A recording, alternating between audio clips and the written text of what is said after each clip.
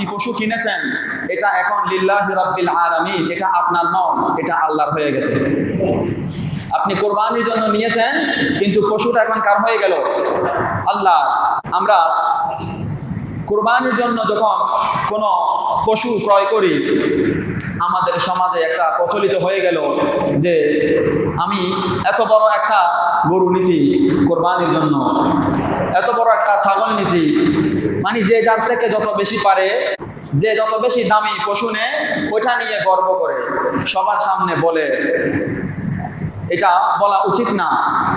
এই আয়াত দ্বারা বোঝা যায় আপনি যেহেতু কোরবানির জন্য পশু নিয়েছেন, এটা আল্লাহর হয়ে গেল, এখন আপনার বলা উচিত হচ্ছে আমি কোরবানির হাদিয়ার জন্য একটা হাদিয়া নিলাম, আমি কোরবানির জন্য একটা এত টাকা দিয়ে একটা হাদিয়া নিলাম, আপনি এটা বলেন, এটা ঠিক আছে।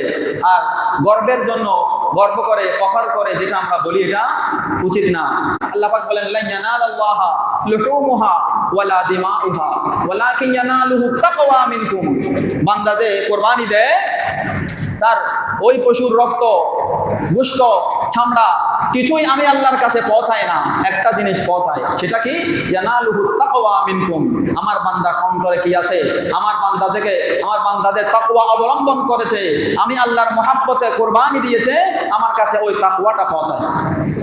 তাহলে কোরবানি দিবেন, আপনার পকেটে কি আছে এটা দেখার দরকার নাই, আপনি আল্লাহর মহব্বতে দেন, আপনার তাকওয়াটা আল্লাহর কাছে কাজে আসবে।